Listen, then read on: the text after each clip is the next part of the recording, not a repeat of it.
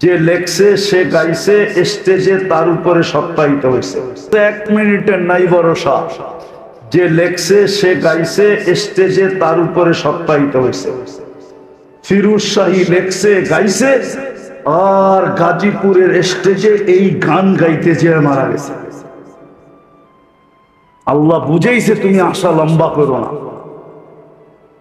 আশা যত খাটো করা যায়।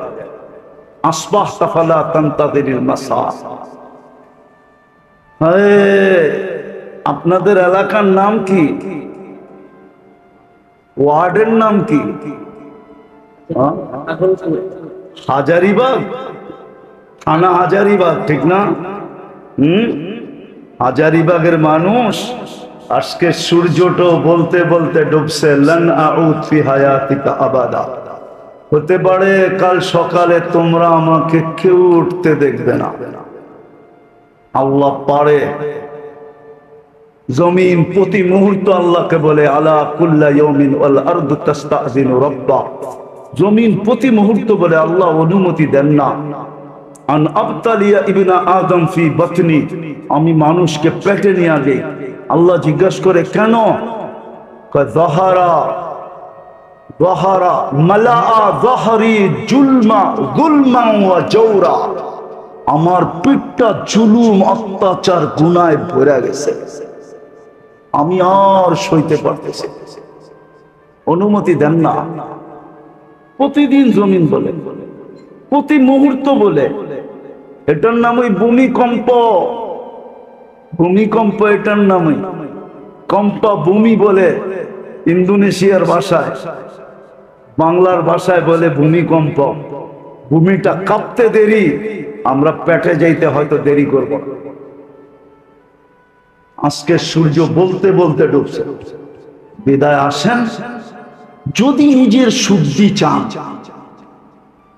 আশাকে ছোট করেন, মন চাহি ছাড়েন, আল্লাহ চাহি ধরেন, রসুল চাহি ধরেন। আল্লাহ কি চায়, রসুল কি চায়, কোন মুহূর্ত আপনার কাছে কি চায় বলবেন। এটা শিখবো কোথায়? ওটার জন্য বাংলাদেশের মতো সহজ পরিবেশ দুনিয়ার কোনো দেশে নাই। আমার বয়ানে আছে, শুনতে পারবেন। এক মাসলার জন্য আমার কাছে 700 কিলোমিটার দূর থেকে আসছে। 2008 আমার সফর চলতেছিল এন্টার ইউরোপ। আমি জার্মানির ফ্রাঙ্কফুর্টে বসা ছিলাম। 700 কিলোমিটার দূর থেকে একজন নবমুসলিম আছে একটা মাসলা জিজ্ঞাসা করতে। আমি শোনার পরে বলছিলাম, তোর পাও দুইটা দে, আমি একটা চুমা দিয়া নেই। কেননা হাদিসের আলোকে তোর পাও চুমা পাওয়ার যোগ্য। তুই যত জায়গা দিয়ে আসছ, সমস্ত জায়গার তরু লতা গাছপালা মাটির কণা পর্যন্ত তোর জন্য ইস্তেগফারের দোয়া, মাগফিরাতের দোয়া করছে। তুই দে আগে পাও দুইটা চুমা দে। মাসলাটা ছিল আমি নবমুসলিম, আমার মা বাবা মুসলমান না। ইসলাম, আল্লাহ, রসুল, কোরআন, হাদিস আমার অমুসলিম মা বাবার সাথে কেমন ব্যবহার শিখায়, আমি কেমন ব্যবহার করব। কিন্তু আমি বাংলাদেশে বুড়া হয়ে গেলাম, আজ পর্যন্ত কোন যুবক আমাকে এসে জিজ্ঞাসা করে নাই যে আমার মা বাবার সাথে আমি কেমন ব্যবহার করব। আপনারা কোনোদিন জিজ্ঞেস করছেন? একজন হাত উঠায় বলেন যে আমি কোন হুজুরকে যে জিজ্ঞেস করছি আমার মা বাবার সাথে আমি কেমন ব্যবহার করব? বলেন। 700 কিলোমিটার দূর থেকে আসছে নবমুসলিম। ওই কাহিনী আমার দিলে গাইথা গেছে, এই জন্যই মাঝে মাঝে শোনাই। আমাদের দেশে এটা জানা অনেক সহজ। আল্লাহ কদমে কদমে হক্কানি আলেম দিয়া দিছেন। আলেম কামরাঙ্গীর চর দেখলে আমার হাসি লাগে কেন জানেন? বর্ষাকালে আমরা সেই কিল্লার মোড়ের থেকে নৌকায় বসতাম, আর নুরিয়া মাদ্রাসার পুরান বাথরুমের পিছে যায় নামতাম। মাঝে মাঝে সাইজ সাহেব চলে গেছে মনে হয়, ওনাদের বাড়ির পিছন দিয়া, কুমিল্লা পাড়ার পিছন দিয়ে আমরা যেতে থাকতাম নৌকা দিয়া। এক নুরিয়া মাদ্রাসা ছিল। আজকে কামরাঙ্গীর চরে 500-র উপরে মাদ্রাসা, কয়েক ডর্জন হইল দাওরায়ে হাদিস মাদ্রাসা, পুরুষ মহিলা মিলা। বাংলাদেশের মতো সুযোগ আল্লাহ দুনিয়ার কোথাও দেন না। শিখার জন্য যদি শিখতে চায়, মন চাহি বাদ দিয়া যদি রব চাহি চায়, মন চাহি বাদ দিয়া যদি মুহাম্মদুর রাসূলুল্লাহর তরিকা শিখতে চায়, তাইলে কদমে কদমে ওলামা, কদমে কদমে মাদ্রাসা, কদমে কদমে আল্লাহওয়ালা। এত আল্লাহওয়ালা এই দুনিয়ার কোন দেশে নেই। আমার সফরের জীবনের অভিজ্ঞতা আমি বলতেছি। আমি বেশিরভাগই তো রাত্রে নামি, আর প্লেনে ফার্স্ট ক্লাসে থাকলেও ঘুম হয় না। কেন হয় না জানি না, গাড়িতেও হয় না, প্লেনেও হয় না। তো আমার একটা নিজের অভিজ্ঞতা বলতেছি। সারা দুনিয়া ঘুরা যখন প্লেনটা বাংলাদেশের সীমানায় ঢোকে, দেখা যায়, স্ক্রিনে দেখা যায়, প্লেনের ভিতরে যে লাগানো থাকে ওটা দিয়ে দেখা যায় এই সীমানায়, কলিকাতার থেকে সীমানায় ঢুকলো, অথবা পূর্ব দিক থেকে হলে চিটাগাং কক্সবাজার দিয়ে এই বার্মা পাড়োয়া সীমানায় ঢুকলো। আমার মনে হয় বাংলাদেশের সীমানায় ঢুকলে প্লেনই বলে দেয় যে সীমানায় ঢুকে গেছে। কসম খোদা, আমি আমার অভিজ্ঞতা বলতেছি, শতবারের ফ্লাইয়ের অভিজ্ঞতা বলতেছি। শতবার না, আরো বেশি হবে। কতবার হবে গুনতে হবে। যদিও আমার এই কথাটা অনেকে মানবে না, কিন্তু আমার তাখাইয়ুল বলতেছি, দিলের ধারণা। আমি তো বুঝি যখনই বাংলাদেশের সীমানায় ঢোকে, প্লেনের গতি বা প্লেনের অবস্থা বইলা দেয় বাংলাদেশের সীমানায় ঢুকে গেছে। স্ক্রিনে তাকাইলে দেখা যায় বাংলাদেশের সীমানা। আপনারা মানবেন না আমার কথা, কেননা এই পরিধির আকাশের সম্পর্কটাই একটা ভিন্ন সম্পর্ক।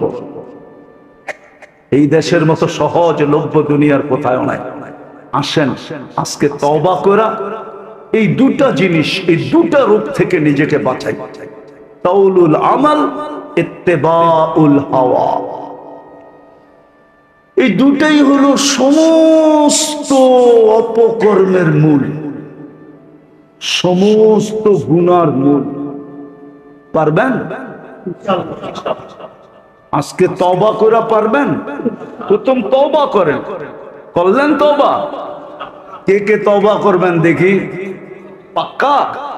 তাহলে বলে দেন আল্লাহ তওবা করলাম। বলেন বলেন বলেন, আল্লাহ তওবা করলাম। নামান এতটুকুই যথেষ্ট। আল্লাহ এখন প্রথম আকাশে ডাকতেছে, হাল মিন মুস্তাগফির ফাগফির লাহ। বন্ধুর উম্মত, হায় হায় হায়, বন্ধুর উম্মত, হাবিবুল হাবিবি হাবিবুল। আমরা বন্ধুর উম্মত, আর বন্ধু আল্লাহর বন্ধু, বন্ধুর বন্ধু বন্ধু। হাবিবুল হাবিবি হাবিবুল, বন্ধু আল্লাহর হাবিব। আমরা বন্ধুর হাবিব, আমরাও আল্লাহর হাবিব। এই জন্যই তো আমাদেরকে ডাইকা ডাইকা মাফ করতে চাইতেছে। আর আজকে থেকে শিখেন ওলামাদের সোহবত। ওটার জন্য সোহবত লাগবে। সোহবত কি কি লাগবে? শুধু শুধু বলে নাই। শফি রহমতুল্লাহ আলাই, শেষ করে দিতেছি। শফি রহমতুল্লাহ আলাই একদিন থানভী রহমতুল্লাহ আলাইকে বলতেছিলেন, কেননা আগে হাফিজ জুজুরও দেখতাম মসনবী শরীফের খুব শেয়ার পড়তেন। হাকিম আখতার সাহেব রহমতুল্লাহ আলাইও দেখতাম মসনবী শরীফের খুব শেয়ার পড়তেন। তো থানভী রহমতুল্লাহ আলাইও খুব পড়তেন। তো শফি সাহেব রহমতুল্লাহ আলাই বলতেছে, কয় শোয়ারারা, শায়েররা, মসনবী তো শের না, শায়েররা অতিরঞ্জিত বেশি করে। তো বসে থানভী রহমতুল্লাহ আলাই জিজ্ঞাসা করছে, কি অতিরঞ্জিত? বা একদম সোহবতে বা আউলিয়া, সামান্য সময় আল্লাহ ওয়ালাদের হক্কানি আলেমদের সোহবত বেহতের আস সদ সালে তাআত বেরিয়া, রিয়াহীন 100 বছর ইবাদতের চেয়ে উত্তম। বলছে এটা কি অতিরঞ্জিত না? থানভী রহমতুল্লাহ আলাইহি বলে 100 না লেখছে, 1 লাখ লেখলেও তো অতিরঞ্জিত হবে না।